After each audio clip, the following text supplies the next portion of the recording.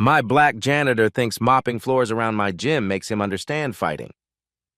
Trevor Banks said it loud enough for everyone at Elite Strike MMA to hear, and then he laughed. That cruel, performative laugh that echoed through the training floor and made all 12 students stop their drills to turn and stare. He walked across the mat to where Darius Williams stood quietly with his mop and bucket, ripped the wooden handle from his weathered hands, and hurled it across the room so hard it crashed against the far wall. "You belong on your knees cleaning, not standing here watching real fighters like you're one of us."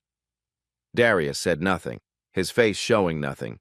Even as Trevor stepped onto the floor he'd just mopped with muddy shoes and kicked his bucket over, soapy water flooding everywhere. "That's what a guy like you is good for." Trevor kept laughing, right up until Darius threw his first punch. 6 hours earlier, Darius arrived at the gym at 5 in the morning. The parking lot was empty except for his 15-year-old Honda Civic. He unlocked the service entrance with the key Mr. Patterson had given him 3 years ago when he hired him. The gym smelled like rubber mats and disinfectant. Darius flipped the lights on one section at a time. He'd learned which switches controlled which areas. Small efficiencies mattered when you worked alone. He started in the locker rooms, wiped down the mirrors, checked the toilets, refill the paper towels, empty the trash. He worked methodically, the same pattern every morning. His movements were economical, no wasted motion. In the main training area, he mopped the floors in straight lines. The mop moved in steady arcs, left to right, advanced 6 inches, left to right. Someone watching might notice how precise his footwork was, how his weight shifted smoothly from one leg to the other. Behind one of the lockers, Darius found a small action figure, a UFC fighter in a fighting stance. He picked it up carefully and placed it on top of the locker where its owner would see it. His fingers lingered on the plastic figure for just a moment. At 7 o'clock, Trevor Banks arrived. He walked past Darius without acknowledgement. Darius had grown used to being invisible. 3 years of being walked past. 3 years of conversations stopping when he entered a room. 3 years of being just the janitor. Trevor began his morning routine. Stretching, shadowboxing. The early students would arrive at 8. By noon, the gym would be full. Darius would work around them all, moving trash cans, cleaning up spills, staying out of the way. At 12:30, Trevor taught his advanced class. 20 students, mostly young men in their 20s and 30s. They hung on Trevor's every word. He was 38 years old in peak condition with a record of 15, 2 in amateur MMA. The key to a successful takedown, Trevor demonstrated, is commitment. You can't hesitate. You drive through your opponent like they're not even there. A student named Dylan tried the move. He was 22, lean, eager. He wanted to fight professionally someday. "Not like that," Trevor said. "You're being weak. You think being polite will win fights?" He pushed Dylan backward. Again. Darius was cleaning nearby, wiping down the heavy bags. He could see Dylan's technique was off. The student's hips weren't aligned. His weight distribution was wrong. He'd hurt his knee if he kept practicing that way. "Excuse me," Darius said quietly. "His foot position." Trevor stopped mid-sentence. He turned slowly. "Did I ask for input from the cleaning staff?" The gym went quiet, 20 students watching. "No, sir," Darius said. "I just thought—" "I don't think. Clean." Trevor turned back to Dylan. "And if you train hard enough, you won't end up mopping floors at 45 years old. That's what happens when you're soft." Dylan glanced at Darius, then looked away. Darius picked up his spray bottle and moved to the windows. At 4 in the afternoon, the youth class began. Teenagers, some training seriously, others just getting exercise. Darius watched them from the storage closet as he organized cleaning supplies. Then he saw her. Maya Williams walked through the door with 2 friends. She was 16 now. The last time Darius had held her, she'd been 6 years old. She wore black workout clothes and had her hair pulled back in a ponytail. She laughed at something her friend said. She looked so much like her mother. Darius stepped into the hallway. Maybe today she'd look at him and remember. Remember when he taught her to tie her shoes. Remember when he'd carry her on his shoulders. Remember when she called him Dad. "Maya," he said softly. She turned. For a second, their eyes met. Then her friend spoke. "Who's that?" Maya's face went cold. "Nobody, just the janitor." She walked past him, didn't look back. Darius stood in the hallway for a long moment. Then he returned to the storage closet. He sat on an overturned bucket and pulled out his wallet. Inside was a photo. Maya, at 6 years old, standing next to him. He was holding a championship belt. She was holding a trophy he'd won for her at a carnival, both of them smiling. He looked at that photo every day. From his office window, Trevor Banks watched this interaction. He saw Darius speak to Maya, saw her walk away, saw Darius disappear into the storage closet. Trevor's jaw clenched. His hands gripped the window frame. For a moment, something that looked like guilt crossed his face. Then he turned away. At 6 o'clock, the evening class assembled. This was the big one. Adults, serious practitioners, the gym filled with bodies. Easily 300 people when you counted students, observers, and families. Trevor stood at the center of the mat, demonstrating a chokehold. The rear naked choke is one of the most effective submissions in MMA, but you have to position your arms correctly. He had a student demonstrate on him, then reversed roles. Darius was mopping in the corner, staying out of the way, but he could see the student's thumb was in the wrong position. The student could damage Trevor's trachea if the hold slipped. The student adjusted, accidentally putting more pressure on Trevor's windpipe. Trevor coughed, pushed him off. "Pay attention," Trevor snapped. "You trying to kill me?" The student looked confused. "I'm doing what you showed me." "No, you're not. Your thumb—" Trevor stopped. "Just practice with someone else." Darius watched this unfold. The student was going to hurt someone, maybe himself. "His thumb needs to be outside," Darius said quietly to the student nearest him. "Not tucked in." The student blinked. "What?" Trevor's head snapped around. "What did you just say?" Darius straightened. "Nothing, sir. I was just—" "No." Trevor walked across the mat, the entire gym watching now. "You were correcting technique. You were giving my student instruction." "I apologize," Darius said. "I didn't mean to overstep." "You didn't mean to overstep." Trevor laughed without humor. "The janitor thinks he knows MMA." Silence. 300 people holding their breath.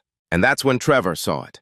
Maya standing with her friends near the entrance, watching her father be humiliated. Trevor's eyes lit up. "Wait," he said. "Maya Williams, that's your last name, isn't it?" Maya froze. "And this," Trevor pointed at Darius. "This is Darius Williams." He walked to Darius, stood 6 inches from his face. "Is she your daughter?" Darius said nothing. His breathing stayed steady. In through the nose, 4 counts. Hold, 7 counts. Out through the mouth, 8 counts. "I asked you a question," Trevor said. "Is Maya Williams your daughter?" "Yes," Darius said quietly. Trevor turned to the crowd. "Did everyone hear that? The janitor, the man who mops your floors and cleans your toilets, is Maya's father." Maya's face went red. Her friends whispered to each other. "Dad, don't—" she started. "Dad?" Trevor's eyebrows shot up. "She calls you dad? That's generous considering." He circled Darius like a predator, blocking him in, making it impossible to leave without physically pushing through him. "Do you know what this man did?" Trevor asked the crowd. "Does everyone here know the story?" No one answered. "In 2015, Trevor said, this man was caught cheating. Steroids. He was a fighter then, had a title, lost everything when the truth came out." He laughed. "Now he cleans up after real athletes." Darius's hands clenched at his sides, but he didn't move. "That's why Maya pretends not to know him," Trevor continued. "Would you claim a cheater as your father? A man who was too weak to win fairly? A man who got caught and lost everything, his career, his wife, his daughter's respect?"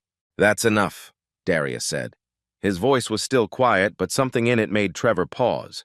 "Or what?" Trevor stepped closer. "What are you going to do, old man? Mop me to death?" The crowd laughed. Not everyone, but enough. Dylan, the young student, was grinning. Some of the teenage students were recording on their phones. Mrs. Chen, a 60-year-old woman who taught Tai Chi, frowned. "This seems unnecessary," she said to her neighbor. But no one told Trevor to stop.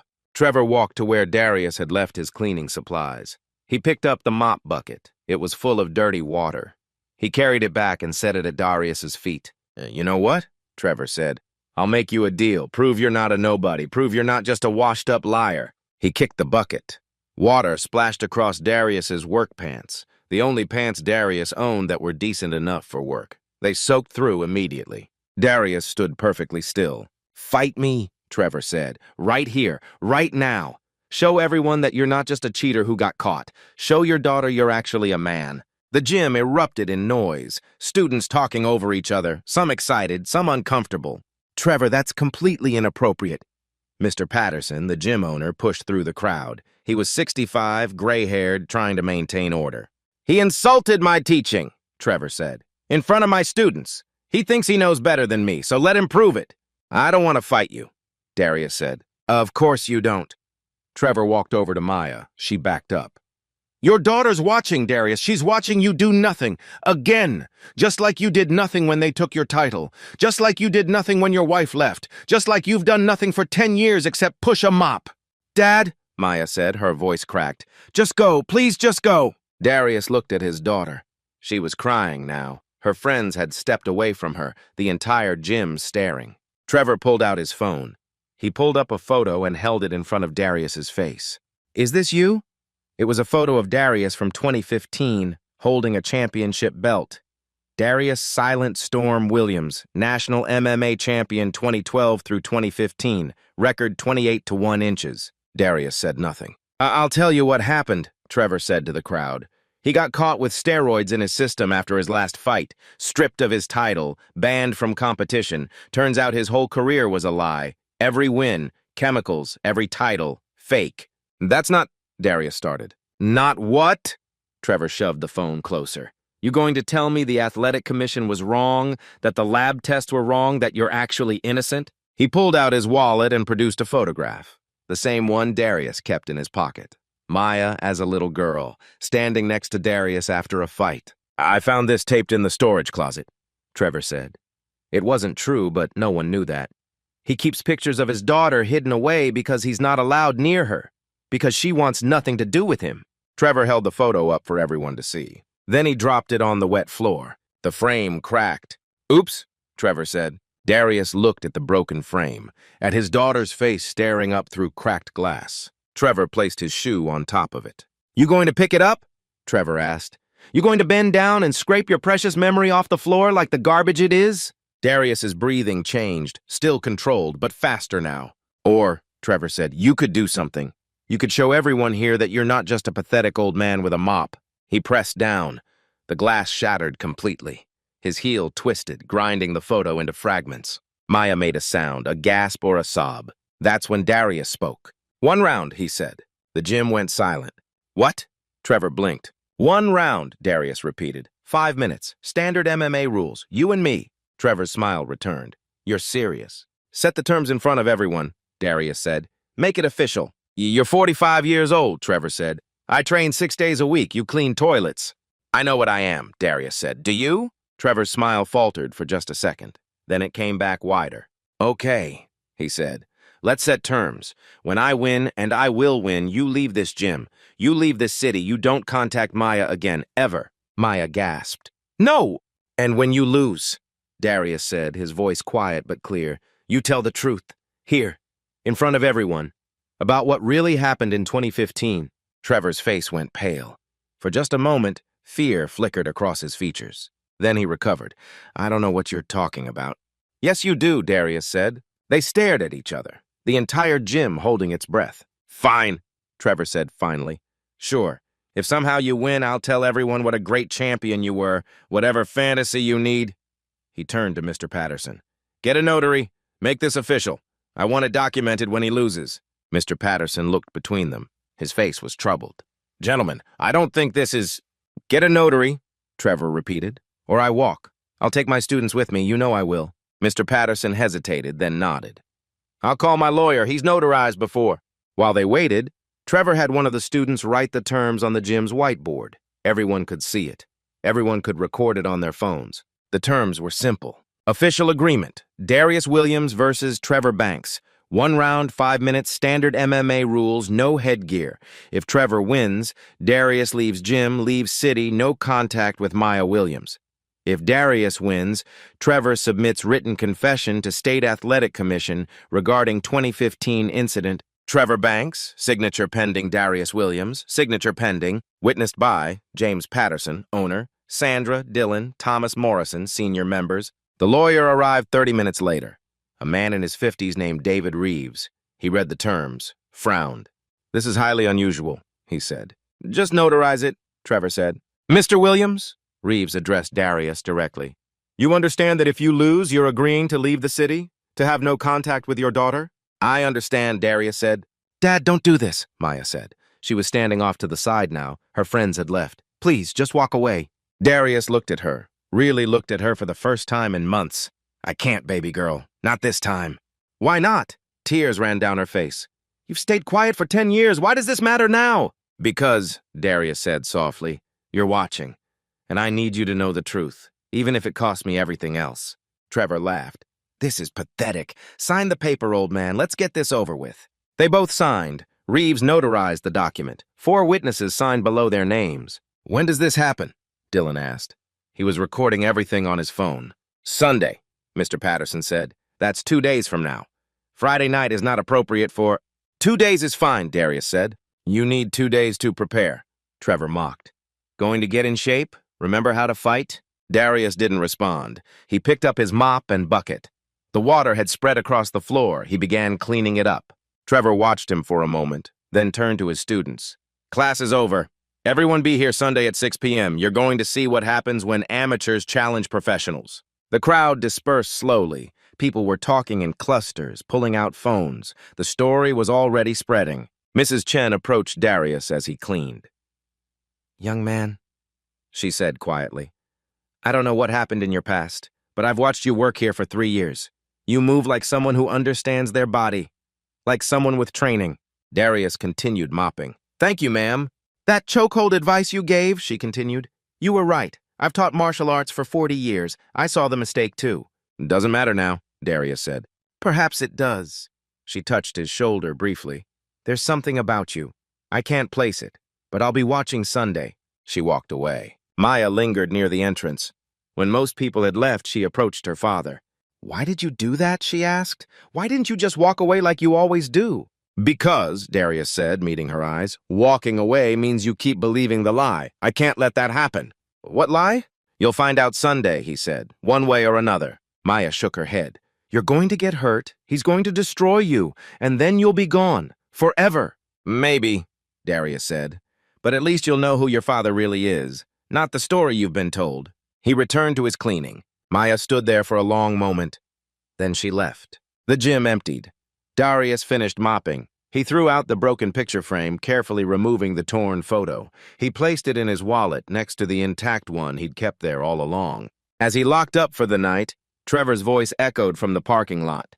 "See you Sunday, janitor. Hope your daughter says goodbye." Darius didn't respond. He got in his Honda and drove home. 2 days until Sunday. 2 days until truth or exile. Saturday morning, 5 a.m. Darius's apartment was a single room in a converted warehouse. Affordable housing for low-income workers. The space was immaculate, bed made with hospital corners, small kitchenette spotless, everything in its place. He woke without an alarm. He'd trained himself to wake at 5 for 40 years. He started with stretching, not casual morning stretches, a specific sequence, hip flexors, hamstrings, shoulders, each position held for exactly 30 seconds, the flexibility routine of a professional athlete. Then breathing exercises, sitting cross-legged on the floor. Inhale through nose, 4 counts, hold 7. Exhale through mouth, 8. 20 repetitions. His heart rate dropped into the low 50s. After 20 minutes, he stood and moved through shadow boxing combinations. But these weren't random punches. Each combination had purpose. Jab, jab, cross hook, slip, slip counter. The movements were economical, no wasted energy, maximum efficiency. His footwork barely made sound on the floor, weight transferring smoothly like water flowing. When he finished, he walked to his closet. On the shelf sat a battered gym bag.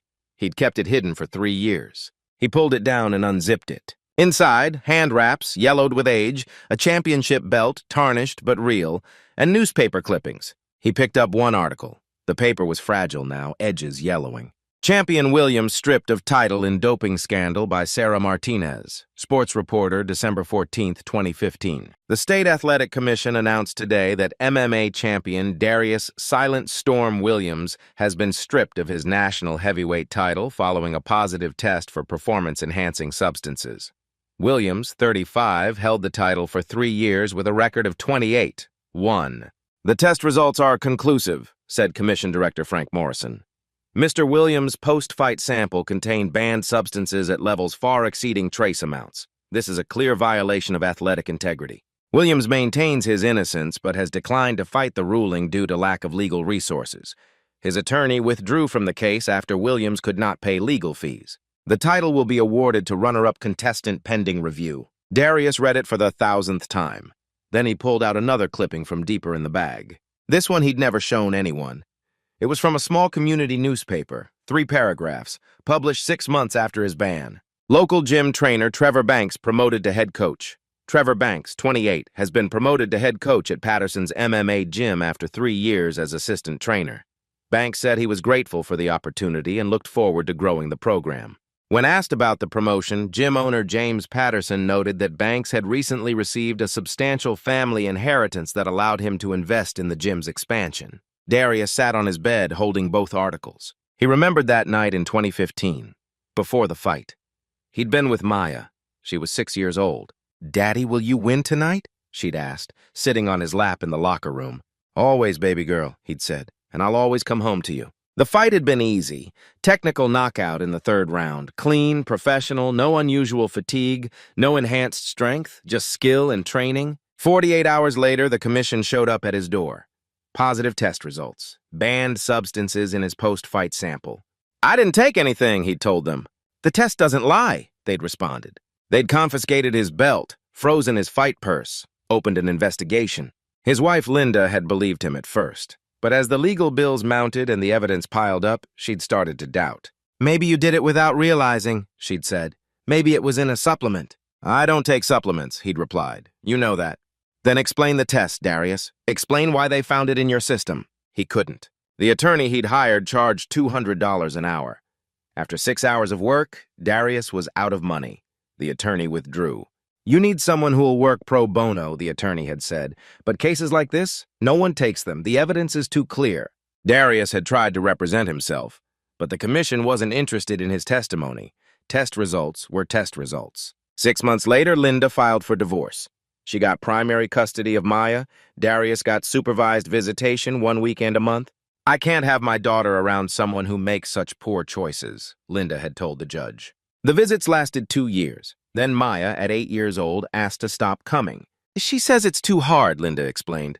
"She's confused. Her friends ask about you. She doesn't know what to tell them." Darius had agreed to stop visitation, for Maya's sake. He'd spent the next 8 years working whatever jobs he could find: security guard, warehouse worker, eventually janitor. He'd stayed in the same city as Maya. Took the job at Patterson's gym specifically because he learned she trained there, just to be near her, to see her grow up even from a distance. For 3 years, he'd mopped those floors. For 3 years, he'd been invisible. For 3 years, he'd watched Trevor Banks build a reputation on money Darius knew came from somewhere suspicious. He'd never had proof, but he'd heard 2 voices in the locker room that night, after his fight, while he was showering. "Banks did what we paid him for. Williams is out." Good. He wouldn't throw fights. Too noble. Now we control the division. He'd looked for the men, found the locker room empty. By the time he'd dressed, they were gone. He'd told the commission. They'd filed a report. No follow-up ever came. 2 months later, Trevor Banks received an inheritance. Now, Darius pulled on workout clothes and went to the small courtyard behind his building.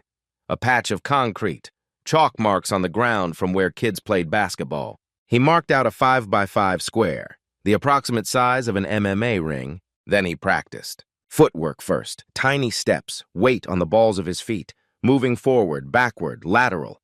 His shadow on the concrete moved with liquid precision. Then defense, slip left, slip right, duck, weave, all without blocking, pure evasion. He practiced one specific counter move 50 times, a body shot, not thrown hard, just placed perfectly. Solar plexus, right where the ribs meet the diaphragm, a shot that would stop breathing without causing injury. He practiced until the movement was automatic, muscle memory taking over. At 10 a.m., he stopped, walked to a corner store, bought a protein bar and water, returned to his apartment. His phone buzzed, a text from an unknown number. "Dad, it's Maya. Don't do this tomorrow, please. I don't want you to get hurt." She'd never texted him before. He didn't even know she had his number. He typed back, "I love you, baby girl. See you tomorrow." She didn't respond. That night, across town, Trevor Banks couldn't sleep. He sat in his home gym, staring at a heavy bag. His wife had gone to bed hours ago. On the wall of his gym hung a poster. Darius Silent Storm Williams, holding the championship belt. The photo was from 2014. Trevor had bought it when he was 22 years old, when he'd first started training, before everything went wrong. He remembered watching Williams fight, remembered thinking, that's what I want to be. Then came his father's diagnosis. Stage 4 cancer. Treatment not covered by insurance. $200,000 in medical bills. Then came the men in suits. They'd found Trevor, promised money. All he had to do was one small thing. Put this in his water bottle. After the fight, before testing, no one will know. They'd offered $50,000. Trevor had done it. His father had lived another 2 years, good years, pain-free years. But Trevor had never forgotten what he'd done. Now, staring at that poster, he whispered, "I'm sorry." The poster didn't answer. Sunday, 6 p.m. The gym had been transformed. The main training area cleared. A makeshift ring marked with tape on the floor. Chairs arranged in rows, every seat filled. 317 people. Word had spread beyond the gym community.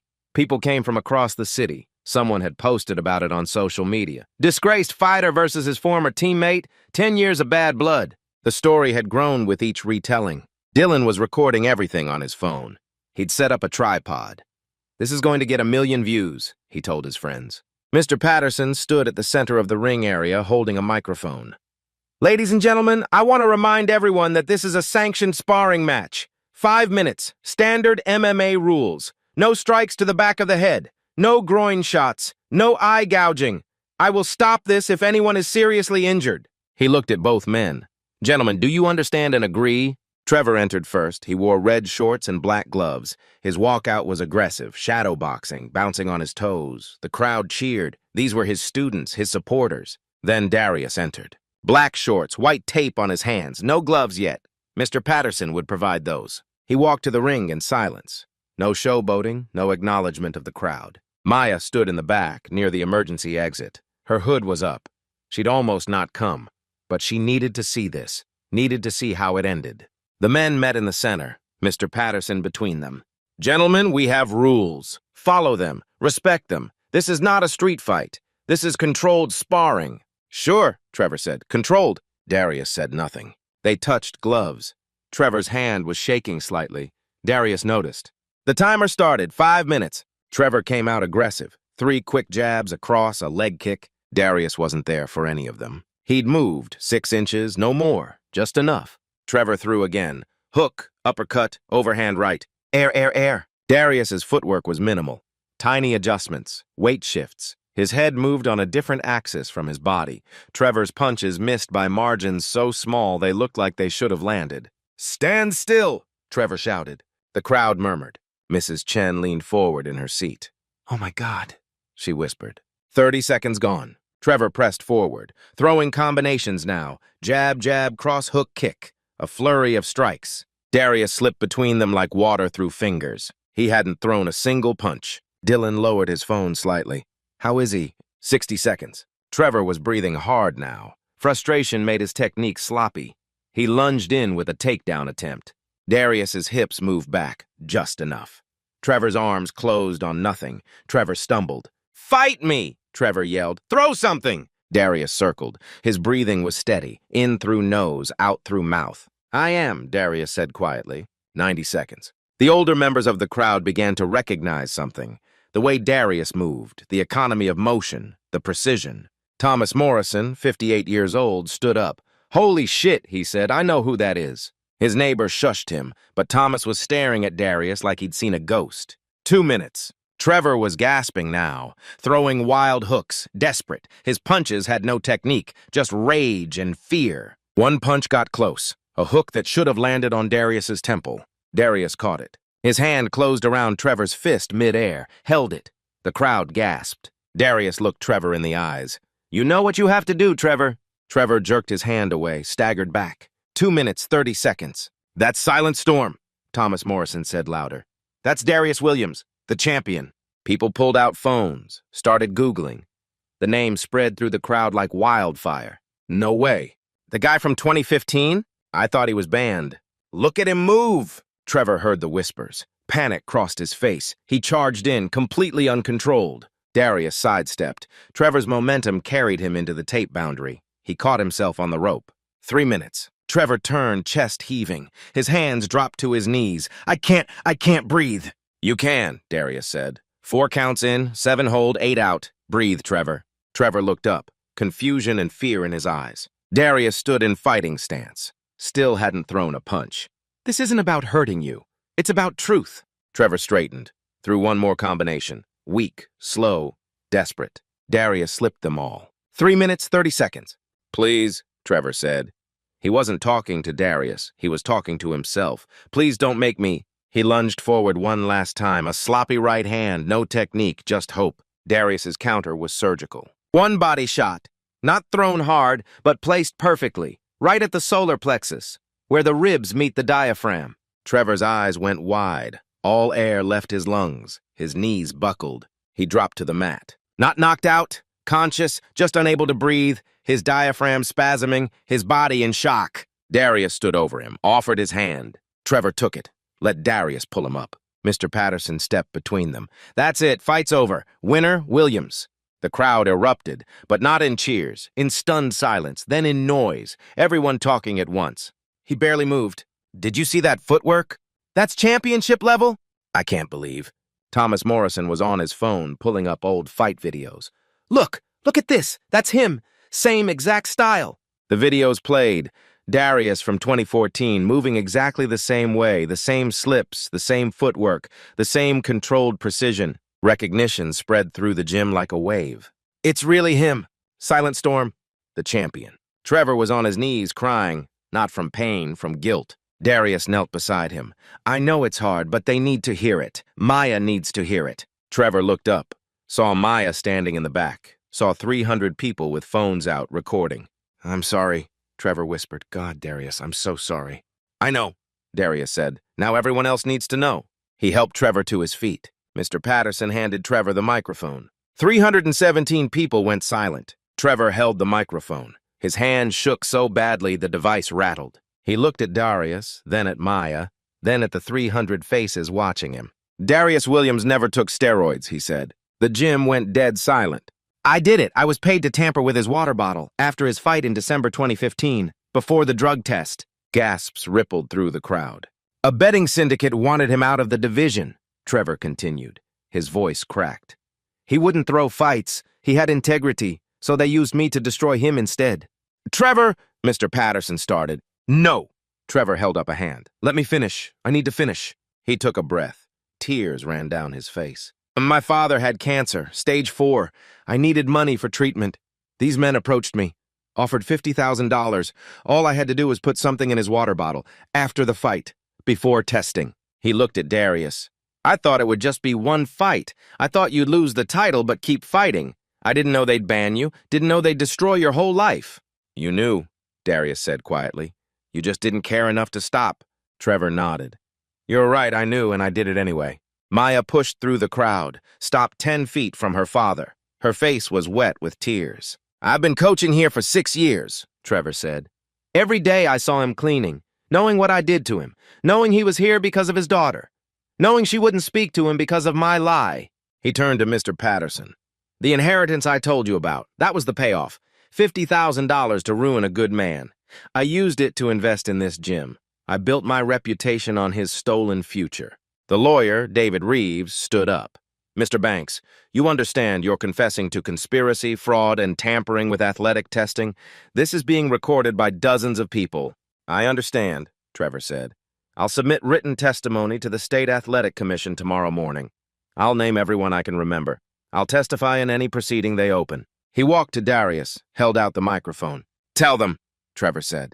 Tell them who you really are. Darius took the microphone. My name is Darius Silent Storm Williams, he said. His voice was steady, clear. National MMA champion 2012 through 2015. Record, 28 wins, 1 loss. That loss shouldn't exist. But the 28 wins are real. Every one of them earned with skill and honor. He looked around the gym, at all the faces, at the phones recording. I didn't come here for revenge, he said. I came here to work, to be near my daughter, to try to be part of her life in the only way I could, from a distance. His eyes found Maya. But I couldn't let her grow up believing her father was a coward and a cheat. I couldn't let that lie define who I am, who we are. He lowered the microphone. Trevor made a mistake, a terrible mistake. But he told the truth when it mattered most. That takes courage. The gym was silent.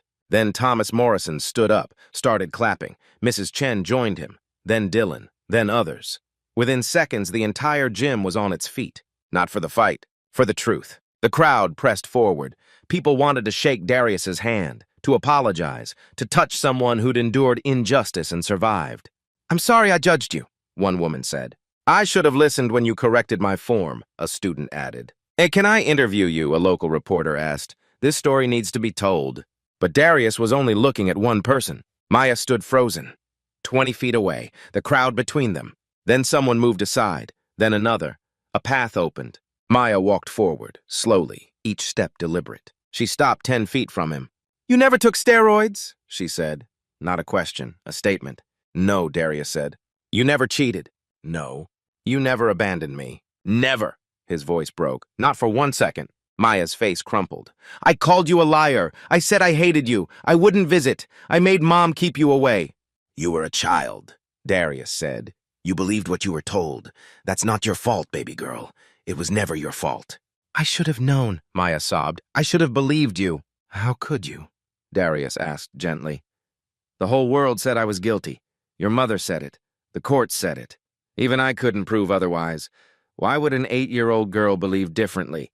Maya crossed the remaining distance, threw her arms around her father. They held each other for the first time in 10 years. The gym was silent except for her crying. Darius whispered in her ear. I watched you grow up. Every class, every technique you learned. I saw it all. Even when you couldn't see me, I was there, always. I'm so sorry, Dad, Maya said. Nothing to forgive, he replied. You're here now. That's all that matters. They stood like that for a long time, the crowd giving them space, phones recording but respectfully distant. Finally, Maya pulled back, wiped her eyes. What happens now? Now? Darius smiled. Now we start over, if you want to. I want to, she said immediately. I want to know my father, the real one. Mr. Patterson approached. Darius, I owe you an apology. I employed you for 3 years and never once asked your story, never once looked beyond what I was told. You gave me a job when no one else would, Darius said. You let me be near my daughter. That's more than enough. It's not enough, Patterson said. I'd like to offer you a position, head coach, your rightful place. The crowd murmured approval. Darius considered this, then shook his head. I appreciate it, but I'd like to propose something different. Name it. Youth development coach, Darius said. Free classes for underprivileged kids, kids from poor families, kids who get told they're nothing. Kids who need someone to believe in them when the system doesn't. Patterson smiled. Done. When can you start? Tomorrow, Darius said. If that's okay with you, Maya? Maya laughed through tears. Yes, God, yes. Trevor approached. He'd been sitting alone, head in hands. Now he stood before Darius. What happens to me? He asked. Darius studied him. You coach the adults. I coach the kids. And you spend the next 10 years proving you're not the scared 28-year-old who made a deal with criminals. Trevor blinked. You want me to stay? I want you to do better, Darius said. Running away won't fix what you broke. Staying, working, teaching integrity, that might... I don't deserve... This isn't about deserve, Darius interrupted. This is about choosing who you become next. You can be the guy who destroyed someone and ran, or you can be the guy who told the truth and rebuilt. Your choice. Trevor looked at the ground, then nodded. I'll stay, I'll do the work. Good, Darius said. He extended his hand. Trevor shook it. The next morning, news spread across social media. Disgraced champion exonerated after 10 years. Gym showdown exposes conspiracy. By Tuesday, the Athletic Commission issued a statement. In light of new testimony from Trevor Banks, we are reopening the investigation into Darius Williams' 2015 suspension. A full review will be conducted. By Friday, the commission released their findings. Mr. Williams' suspension is hereby lifted. His record is restored to 28-1. His championship title from 2012 to 2015 is reinstated. We apologize for the miscarriage of justice. 3 weeks later, Darius taught his first youth class. 20 kids, ages 8 to 16, some from the gym, many from the community youth center, all on scholarship. Maya was his assistant instructor. She demonstrated a guard position. My dad says technique beats strength every time, and integrity beats technique. One small boy raised his hand. What's integrity mean? Maya looked at Darius. He smiled. Integrity, she said, means being who you are even when the world says you're something else, even when it costs you everything. The kids nodded, not fully understanding, but they would, in time. After class, Darius sat in his new office. Small, clean, a nameplate on the door. Coach Williams, Youth Development. On his desk sat 2 photos. 1, Maya at 6 with his championship belt. 2, Maya at 16, taken last week, both of them smiling. A knock on the door. A young black boy, maybe 10 years old, nervous. Coach Williams? The boy asked. "Come in," Darius said. The boy entered, stood awkwardly. They said, they said you teach kids like me, kids who get told they're nothing. Darius's chest tightened. He gestured to a chair. "Sit down. What's your name?" "Dylan," the boy said. "Dylan." "Well, Dylan," Darius said gently, "let me tell you a story about a man who lost everything, his title, his family, his reputation, and how he learned what he was really made of." The boy leaned forward. Darius began. 10 years ago, I was at the top of my career, champion, respected. Then in one night, everything changed. Someone lied about me, and the whole world believed it. "What did you do?" Dylan asked. "I kept going," Darius said. "Even when it hurt, even when no one believed me, even when my own daughter wouldn't speak to me, I kept going. Because the truth matters, and who you really are, that can never be taken away. Only you can give it up." Dylan nodded slowly.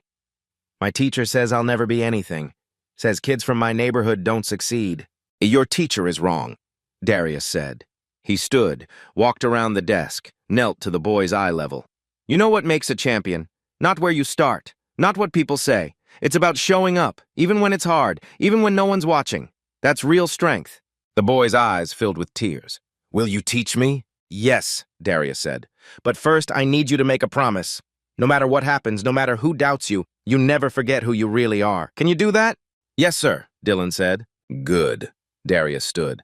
"Class starts tomorrow at 4. Bring a water bottle and a good attitude. Everything else I'll provide."